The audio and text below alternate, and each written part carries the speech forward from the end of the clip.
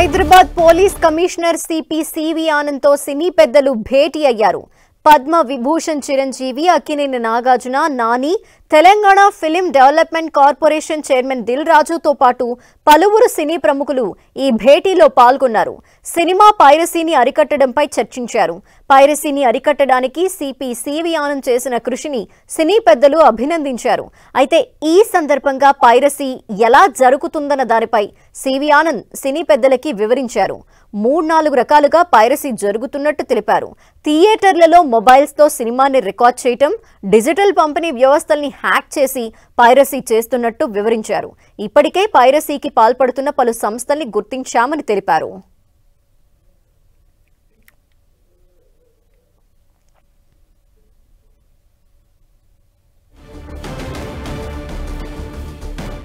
Hyderabad police commissioner CV Anand తో cine పెద్దలు భేటీ అయ్యారు.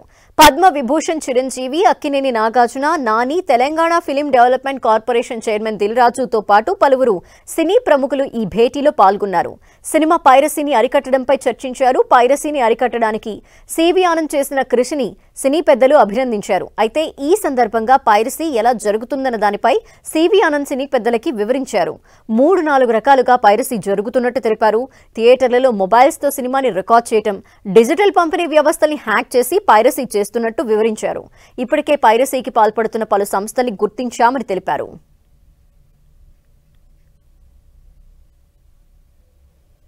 సినిమా పైరసీ ముఠా గుట్టురట్టు చేశారు తెలంగాణ సైబర్ క్రైమ్ పోలీసులు. ముఠాకు చెందిన 6గురిని అరెస్ట్ చేశారు. తెలుగు సహా పలు భాషల సినిమాల్ని పైరసీ చేసినట్టు గుర్తించారు పోలీసులు. ఈ ముఠా పైరసీ వల్ల తెలుగు చిత్ర పరిశ్రమకి 3,700 కోట్ల రూపాయలు నష్టం వాటిల్లిందని సివి ఆనంద్ తెలిపారు. పైరసీ వల్ల నిర్మాతలు తీవ్రంగా నష్టపోతున్నారని అన్నారు. టెలిగ్రామ్ ఛానల్స్, టొరెంటోస్ ద్వారా సినిమాల పైరసీ జరుగుతోందని ఆయన తెలిపారు. పైరసీ కేసులో జానా కిరణ్ కుమార్, పాట్నాకి చెందిన హ్యాకింగ్ నిపుణుడు అశ్విన్ కుమార్లని ప్రధాన నిందితులుగా గుర్తించారు సిపి. థియేటర్కి వెళ్లి హై ఎండ్ కెమెరా ఉన్న సెల్ ఫోన్ ద్వారా రికార్డింగ్ చేసి పైరసీకి పాల్పడుతున్నారు వారు. ఎవరికీ అనుమానం రాకుండా సెల్ ఫోన్లని జోబులో, పాప్కార్న్ డబ్బాలో పెడతారు. ఫోన్ స్క్రీన్ లైట్ ఆఫ్లో ఉంచి రికార్డ్ చేస్తారు. సినిమా పైరసీలకి నెదర్లాండ్స్ కి చెందిన ఐపీ అడ్రస్ వాడుతున్నారు. హ్యాకింగ్ లో ఆరితేరిన అశ్విన్ కుమార్ ఇంట్లో 22 సీసీటీవీ కెమెరాలున్నట్టు గుర్తించారు పోలీసులు. పలు కంపెనీల సైట్లని కూడా ఇతడు హ్యాక్ చేశాడు. కిరణ్, అశ్విని కుమార్ ముఠా వల్లే ఎక్కువ సినిమా పైరసీలు జరిగినట్టు సివి ఆనంద్ తెలిపారు. వీరు ఇప్పటివరకు 500 సినిమాలు పైరసీ చేసినట్టు గుర్తించామన్నారు. పైరసీ సినిమాలు అప్లోడ్ చేసి బెట్టింగ్, గేమింగ్ యాప్ ప్రకటనల ద్వారా వారు ఆదాయం పొందుతున్నట్టు ఆనంద్ తెలిపారు. బెట్టింగ్ యాప్ల నుంచి నెలకి 9 లక్షల వరకు చెల్లింపులు జరిగాయన్నారు. ఈ ముఠాను పట్టుకునేందుకు అత్యాధునిక టెక్నాలజీని వినియోగించామని ఆయన పేర్కొన్నారు. పైరసీ వల్ల ప్రభుత్వ ఆదాయానికి కూడా గండి పడుతోందని Telangana film development corporation chairman Dil Raju తెలిపారు.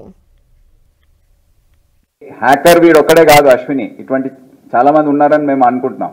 మనము ఎన్ని జాగ్రత్తలు తీసుకున్నా ఆ మీడియా ఏదైతే సర్వర్స్ స్టోర్ చేసే కంపెనీస్ ఏవైతే ఉన్నాయో, డిజిటల్ మీడియా హౌసెస్, వాళ్ళు అన్ని రకాలుగా ఫైర్ వాల్స్ పెడుతున్నారు, టీమ్స్ పెడుతున్నారు. కానీ వాళ్ళకి అర్థం కాలేదు, ఇది 24/7 వాచ్ చేసే ప్రక్రియ.